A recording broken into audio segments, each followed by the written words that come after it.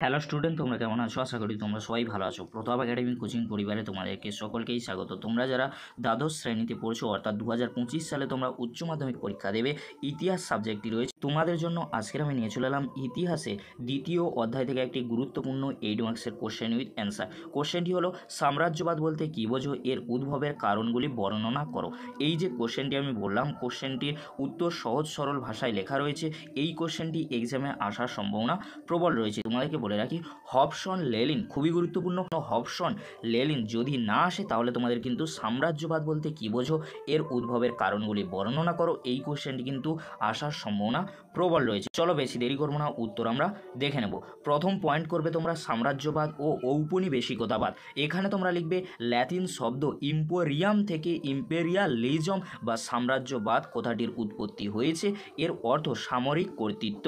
আর সাম্রাজ্যবাদ বলতে বোঝায় কোনো একটি শক্তিশালী রাষ্ট্র কর্তৃক অপেক্ষাকৃত দুর্বল রাষ্ট্র বা জাতির ওপর রাজনৈতিক ও অর্থনৈতিক আধিপত্য প্রতিষ্ঠার তত্ত্বকে বোঝায়। পরবর্তী প্যারা করবে তোমরা, বর্তমানে যে কোনো দেশ কর্তৃক বিদেশ নীতি হিসাবে যে আগ্রাসনমূলক বিস্তারের নীতি গ্রহণ করা হয় তাকে সাম্রাজ্যবাদ বলা হয়। চার্লস বিয়ার্ডের মতে কোনো একটি রাষ্ট্র কর্তৃক অন্য রাষ্ট্রের ভূখণ্ড দখল করে তার ওপর দখলদারি রাষ্ট্রের কর্তৃত্ব প্রতিষ্ঠাই হলো সাম্রাজ্যবাদ। লেনিন বলেছেন, সাম্রাজ্যবাদ হলো পুঁজিবাদের চূড়ান্ত পর্যায়। এখানে তোমাদেরকে বলে রাখি, হবসন আর লেনিন যে সাম্রাজ্যবাদ বিষয়ে বলেছেন, এখানে তোমরা কিন্তু পয়েন্ট করে লিখতে পারো। পরবর্তী প্যারায় তোমরা যেটি লিখবে, অন্যদিকে কোনো দেশ সাম্রাজ্যবাদী মানসিকতাকে চূড়ান্ত রূপ দেওয়ার লক্ষ্যে অন্য কোনো দেশে বসতি গড়ে তোলার নীতি নেয় ও শাসন শুরু করে, তখন তা উপনিবেশবাদ হিসাবে বিবেচিত হয়। পরবর্তী পয়েন্ট করবে তোমরা সাম্রাজ্যবাদ বা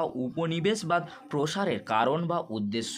তোমাদেরকে বলে রাখি, সাম্রাজ্যবাদ বা উপনিবেশবাদের প্রসারের কারণ আসতে পারে কিংবা ঘুরিয়ে আসতে পারে উদ্দেশ্য লেখো। তখন তোমরা কি লিখবে, উত্তরটা তোমরা দেখে নাও। বিভিন্ন ঐতিহাসিক আধুনিক সাম্রাজ্যবাদের প্রসারের বিভিন্ন কারণ উল্লেখ করেন, যেগুলি বিশ্লেষণ করলে এর উদ্দেশ্য ও রাজনৈতিক ভিত্তি সম্পর্কে অবহিত হওয়া যায়। যেমন ফার্স্ট পয়েন্ট করবে তোমরা রাজনৈতিক কারণ। রাজনৈতিক কারণে ফার্স্ট পয়েন্ট করবে তোমরা উগ্র জাতীয়তাবাদ। 1870 সালের পর ইউরোপের বিভিন্ন দেশে উগ্র জাতীয়তাবাদ মাথাছাড়া দেয়। প্রতি জাতি নিজেদের শ্রেষ্ঠত্ব প্রতিষ্ঠায় অত্যন্ত সক্রিয় হয়ে ওঠে। ফলে তারা এশিয়া ও আফ্রিকার অনুন্নত দেশগুলিতে উপনিবেশ বৃদ্ধি করে শক্তি বৃদ্ধির চেষ্টা চালায়। ক্ষমতার আকাঙ্ক্ষা, জাতীয় ও আন্তর্জাতিক ক্ষেত্রে নিজেদের সম্মান প্রতিপত্তি ও ক্ষমতা বৃদ্ধির জন্য ইউরোপের বিভিন্ন দেশ উপনিবেশ প্রতিষ্ঠায় অগ্রসর হয়। পরবর্তী পয়েন্ট করবে অর্থনৈতিক কারণ। এখানে তোমরা ফার্স্ট পয়েন্ট করবে পণ্য বিক্রির বাজার। শিল্প বিপ্লবের কারণে ইউরোপ প্রায় সব দেশই শিল্পোন্নত ছিল এবং তাদের চাহিদার তুলনায় অতিরিক্ত পণ্য উদ্বৃত্ত হতো। এই উদ্বৃত্ত পণ্য বিক্রির উদ্দেশ্যে উপনিবেশের প্রসার ঘটায়। পরবর্তী পয়েন্ট করবে কাঁচামাল সংগ্রহ। সস্তায় শিল্প কারখানার প্রয়োজনীয় কাঁচামাল সংগ্রহের জন্য শিল্পোন্নত দেশগুলি সুকৌশলে এশিয়া ও আফ্রিকার দেশগুলিতে রাজনৈতিক ক্ষমতা দখল করে ঔপনিবেশিক শাসন শুরু করে। পরবর্তী পয়েন্ট করবে পুঁজি বিনিয়োগ। হবসনের মতে ইউরোপীয় পুঁজিপতিরা শিল্প বিপ্লবের ফলে প্রাপ্ত বিপুল মুনাফা বিনিয়োগ করার জন্য উপনিবেশ স্থাপনে আগ্রহ দেখায়। লেনিনের মতে পুঁজিপতিরা বাজার দখলের চেয়ে উপনিবেশে পুঁজি বিনিয়োগে বেশি আগ্রহী ছিল। পরবর্তী পয়েন্ট করবে শ্রমিক সংগ্রহ। শিল্প উৎপাদনে প্রয়োজনীয় কাঁচামাল সংগ্রহ এবং কারখানায় কায়িক শ্রমের জন্য প্রচুর সস্তার শ্রমিক প্রয়োজন ছিল। এই শ্রমিকের যোগান অব্যাহত রাখার জন্য ইউরোপীয় দেশগুলি উপনিবেশ গড়ে তোলার চেষ্টা করে। পরবর্তী পয়েন্ট করবে তোমরা সামরিক কারণ। এখানে তোমরা ফার্স্ট পয়েন্ট করবে নিরাপত্তা বৃদ্ধির চেষ্টা। সাম্রাজ্যবাদের যুগে ইউরোপের বিভিন্ন দেশের মধ্যে পারস্পরিক সন্দেহ ও বিদ্বেষ বৃদ্ধি পায়। ফলে বিভিন্ন দেশ নিরাপত্তার অভাব বোধ করতে থাকে।